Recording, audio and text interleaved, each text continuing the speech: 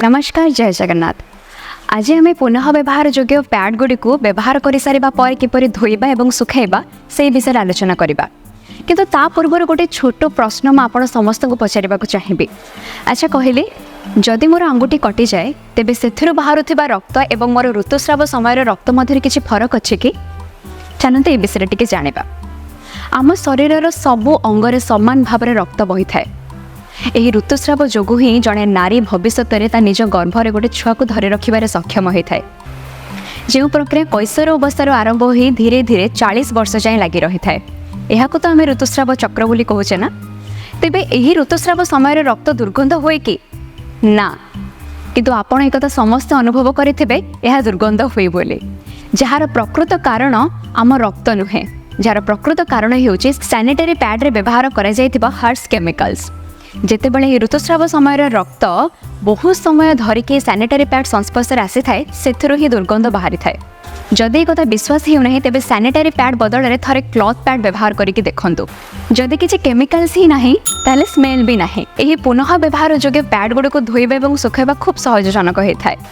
आमे जमिति sanitary pad Gudi को व्यवहार करुचे ठीक सेमिति पुनः व्यवहार योग्य पैड गुड़ी को व्यवहार कर सारिबा परे नॉर्मली टैप वाटर भी आपको आपण धोई परिबे। किछि समय भिजाई रखि सारिबा परे सेथिरु ब्लड सबुतिक बाहरी जिवो। तापरे आपण नॉर्मली लिक्विड डिटर्जेंट रे याको सफा करि परिबे। बस गोटे जिनस ही मन रखिबे, याको गरम पानी रे आदम भी धोइबे नाही, कारण ब्लड क्लॉट हो जाबार चांसेस रही थाए। एवं आउ गोटे जिनस भी मन रखिथिबे कि कौनसी हार्श ब्रश द्वारा याको एमिति रगड़िबे नाही, नहले यह जेहेतु एक प्राकृतिक फाइबर तैयारी होइछि एहा मध्ये थिबा से पदार्थ गुड़िक नष्ट हो जाबार मध्ये चांसेस अछि। बस एतिकी ही भल भाव में धोई सारा पर जितेबाला सब पानी आपणकर बाहरी जीव सेतेबेले आपण आपको खोला पवन में सुखाई देबे, जेमिति आपण आपणकर अंडर गारमेंट्स को सुखांती। जदि सब बेले याको खरारे सुखाइबा संभव पर हेउ नाही तेबे याको नॉर्मली प्रेस करिकि खोला हवारे मध्ये सुखाई देई पारिबे, जेमिति वर्षा दिने आपण आपणकर अंडर गारमेंट्स को सुखांती। ए सब सुनिबा परे आपनको तो लागुथबो बाप रे ए सब केते काम, किंतु यह केवल शुणवे ही लगुच। आठार तो अधिक कष्ट आपड़ से करुले जितेबाला सबू मसरे आपण समय बाहर कर बजार को जाई सैनिटरी पैड किणुले।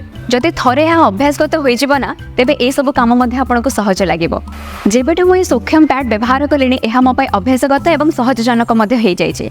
तेबे आपण क्या अपेक्षा करिसेंती एहाको आपणेबा पाई?